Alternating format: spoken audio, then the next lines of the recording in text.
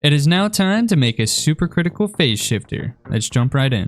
So just like any other multi-block structure, we're going to need casings, glass, and ports. And we're going to need 60 SPS casings, 122 reactor glass, and 3 SPS ports.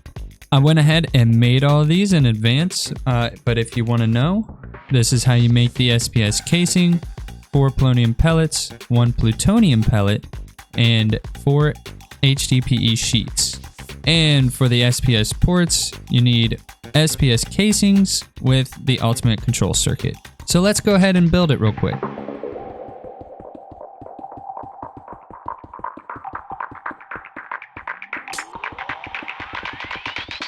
So this is the shape that you want it to be on all 6 sides, and you connect it in a different way. It's almost kind of like a ball. And I'm putting my port in the front here. This is where I'll be feeding in my polonium. So this is what you're going to want it to look like. So it's kind of connected here in the corner, making the shape for this side and this side. And you also want to leave a little hole in the center for your ports. Now, you can only do 1 port here, but I'm going to do 2 on either side. So I'm going to go ahead and do the other 2 sides. So this is what it should look like if you haven't done the top or bottom yet, which we're going to do right now. So all we got to do is fill in the remaining areas. 1 here, here, here, and here. And then do the same thing on the bottom. And then we're going to go ahead and fill the top and bottom with the reactor glass. Ignore the terrible texture connecting going on here, but we are going to put another port right here for the antimatter output. But before we do that, before we actually make this a working thing, we're actually going to go ahead and put in supercharged coils. And this is how you make the supercharged coils: copper ingots, polonium pellets, with ultimate control circuits on either side and a laser. And we went over lasers last episode. If you want to check that out, it'll be in the top right hand corner right now. Lucky for me, I made 2 already, and we can go ahead and put 1 here and 1 here. And we're going to use our induction matrix to power our SPS.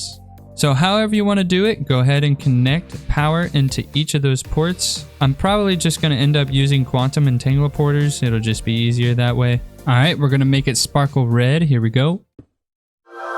Oh yeah, there we go. That's what I like to see. Now we have our quantum entangle porters with energy. All I have to do is connect them to those ports. And I also have a quantum entangle porter with polonium in it, which if you've seen one of my recent episodes, I have definitely told you how to get polonium. And we just need this fission reactor with this solar neutron activator feeding the nuclear waste into it to get our polonium. And I have it feeding directly into this quantum entangle porter. And I just named the frequency polonium. So that's what I have it set to. Now we're also going to need a chemical crystallizer, which I've also went over in previous episodes. And we're going to go ahead and put it right below this port here, which is where we're going to feed the antimatter into. Make sure you power this thing as well, otherwise it won't work. So we're going to use an ultimate pressurized tube. You can use any other kind of tube if you wish. Alright guys, so I ran into a bit of a problem. For some reason the quantum entangle porter won't work. I don't know what I was doing wrong, but I am just using an ender tank. So if you got yours to work, then great. But if not, use an ender tank. It works just as fine. So now I should have plenty of polonium in here. So that's good. And then now what we're going to do is also take the antimatter and flow it into here. Now, here's the problem. You're not going to get any antimatter out because this is an input port. So to change it to output, we need to right click with the configurating tool on the port. Red means output. Okay, so now I'm gonna go ahead and start connecting my power, and this is gonna look cool. Just wait. Oh yeah. Look at that. Oh yeah. Wait, why is only one working? Is it using a lot of power? Both were working just a second ago. Why is this? But that's okay. It can just work with one. I can fix this and sort it out, and I'll probably sort it out later, but you can see the antimatter is going into the chemical crystallizer and it's going to turn it into antimatter pellets. All right, I got them both going, so the production should go up a little bit faster. We're going to give this some time and we should see some antimatter pellets coming out. And we have our antimatter pellet. Yay! It takes some time. You need 1,000 millibuckets of antimatter, and apparently it takes 1,000 polonium to get 1 millibucket of antimatter, and that just means that you need 1,000,000 polonium to get 1 antimatter pellet. Yeah, that's kind of crazy.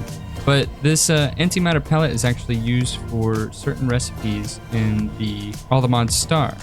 So we have this Master of Space. We need an antimatter pellet for that, which I think that's it actually. We only need 1 antimatter pellet for that. That's actually kind of cool. So that is the SPS for you. I hope you liked it. This is probably going to be a shorter episode. I just wanted to cover that, get that over with, and we can move on to the next thing, get us closer to this ATM star. We're just getting closer and closer to it. But I hope you enjoyed, and I'll see you in the next one. Please join our Discord. You can interact with me and the other server members on there as well, and any other future series that we're going to do. We actually have something in line, which I'm really excited about. And on the left hand side, you can see my previous episode. I did the fusion reactor. You can check that out. And then on the right hand side, you can see my ATM8 playlist. So thank you so much for watching again. And I'll catch you in the next one.